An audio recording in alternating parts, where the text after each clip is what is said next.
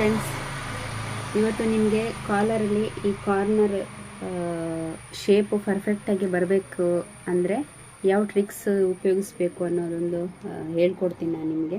Uniform ಅಥವಾ shirt collar ಅದೆಲ್ಲ stitch ಮಾಡೋರಿಗೆ ತುಂಬ ಈಸಿ ಆಗುತ್ತೆ. ನೋಡಿ, ಈ ಥರ ಇದು ಎಲ್ಲರಿಗೂ ಗೊತ್ತಿರುತ್ತೆ. ಕಾಲರ್ ಪೀಸ್ ಈ ಥರ ಎರಡು ಇಟ್ಕೋಬೇಕು, ಮೇಲೆ ಕ್ಯಾನ್ವಾಸ್ ಬರುತ್ತೆ. ಹಿಂಗೆ ಸ್ಟಿಚ್ ಮಾಡ್ಕೊತೀವಲ್ಲ ನಾವು,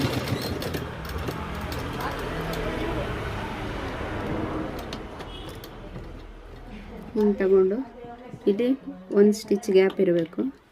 ಈ ಒಂದು ಬಟ್ಟೆನ ಮೇಲೆ ಮಾಡಿ ಈ ನೀಡ್ಲಿಗೆ ಟಚ್ ಆಗೋ ಥರ ನೂಲಿಟ್ಟು ಒಂದೇ ಒಂದು ಸ್ಟಿಚ್ಚು ಈ ಕಡೆ ತಂದು ಬಿಡೋದು. ಆಮೇಲೆ ಈ ನೂಲನ್ನು, ಈ ಎರಡು ನೂಲನ್ನು ಹಿಂಗೆ ಒಳಗಡೆಗೆ ಹಿಂಗೆ ಟೈಟಾಗಿ ಎಳೆದು ಹಿಂಗೆ ಸೇರಿಸಿ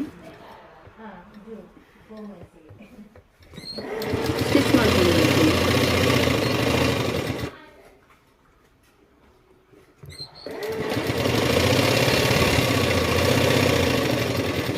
ಇದು ಹಾಗೆ ಇಲ್ಲಿ ಕಾರ್ನರಿಗೆ ಬಂದಾಗ ಇಲ್ಲಿ ಇನ್ನೊಂದು ಥ್ರೆಡ್ ಹಾಕ್ಕೊಂಡು ತೋರಿಸ್ತೇನೆ ನಿಮಗೆ.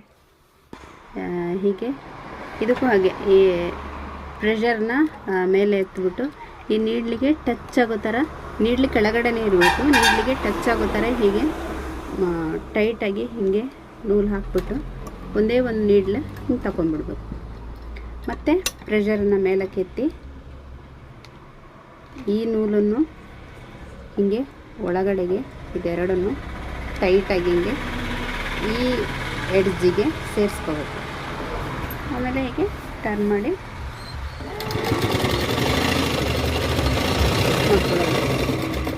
ಈಗ ನಾನು ನಿಮ್ಗೆ ತೋರಿಸ್ತೀನಿ ಹೆಂಗೆ ಶೇಪಾಗಿ ಬರುತ್ತೆ ಅಂತ. ಎಕ್ಸ್ಟ್ರಾನ ಕಟ್ ಮಾಡಿಕೊಡಿ.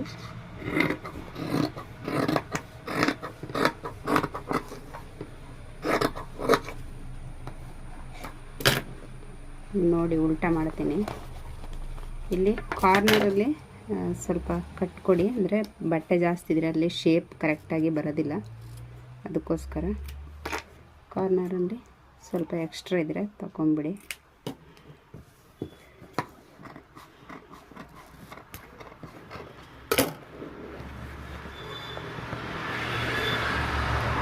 ಇದು ನೋಡಿ, ಉಲ್ಟಾ ಮಾಡಿ ಈ ನೂಲು ಇಟ್ಕೊಂಡು ಹಿಂಗೆ ಎಳೆದ್ರಾಯ್ತು.